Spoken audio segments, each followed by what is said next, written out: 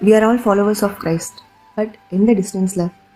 மெயினாக ஆண்டவர்கிட்ட இருந்து நம்மளுடைய உறவு ரொம்ப தள்ளிக்கிட்டே போகிறதுக்கு, ரொம்ப கேப் இருந்துகிட்டே போகிறதுக்கு முக்கியமாக இருக்கிற ஒரு 4 விஷயத்தை தான் இந்த வீடியோவில் நம்ம பார்க்க போகிறோம். ஸோ இப்போ நம்ம வாசித்த வேத பகுதி நம்ம எல்லாருக்குமே தெரிஞ்சிருக்கும்.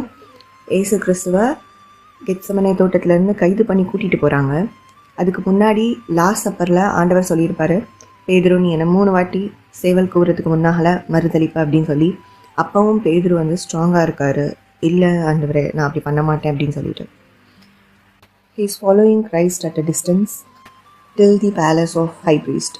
அந்த பிரதான ஆசாரியரோட அரண்மனை மட்டும் ஏசப்பாவை கூப்பிட்டு போகிற வரைக்கும் அவர் பின்னாடி ஒரு தூரத்தில் ஃபாலோ பண்ணிட்டு போகிறார், யாரும் அவரை பார்த்துடக்கூடாது அப்படின்றதுக்காக. ஸோ ஏசப்பா சொன்னது நடந்தது. அதே மாதிரி மறுதளிச்சார். மறுபடியும் அவர் வந்து அந்த இடத்த விட்டு வெளியே வந்து மனம் கசந்து அழுது துக்கம் அடைந்து ஆண்டவர்கிட்ட தன்னோட வாழ்வை ஒப்பு கொடுத்தாரு. அதுக்கப்புறம் பேதுருவை பற்றி நம்மளுக்கு சொல்லி தெரியணும்னு இல்லை, அவர் பண்ண அற்புதங்கள், அவர் ஆண்டவருக்காக செஞ்ச தியாகங்கள், ஆண்டவருக்காக செஞ்ச ஊழியங்கள், இது எல்லாமே நம்மளுக்கு தெரிஞ்சது தான்.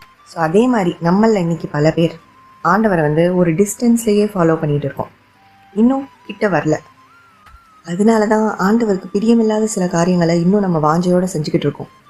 ஸோ இன்றைக்கி நம்ம என்ன பண்ண போகிறோன்னா, அது எல்லாத்தையும் உணர்ந்து கொண்டு நம்ம வாழ்க்கையை ஆண்டவர்கிட்ட ஒப்பு கொடுத்தோன்னா, பேதுரு மாதிரி ஆண்டவர்கிட்ட மனம் திரும்பி ஒப்பு கொடுத்தோன்னா, நம்மளை கொண்டு ஆண்டவர் பலத்த காரியங்களை செய்ய வல்லமை உள்ளவராக இருக்கிறாரு.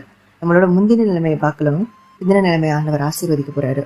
முன்பை விட ரெட்டிப்பான நன்மையினாலையும் ரெட்டிப்பான ஆசீர்வாதங்கள்னாலும் கூட நம்மளை நிரப்புவார். அதே நேரங்களில் ரெட்டிப்பாக நம்மளை பயன்படுத்த போகிறாரு.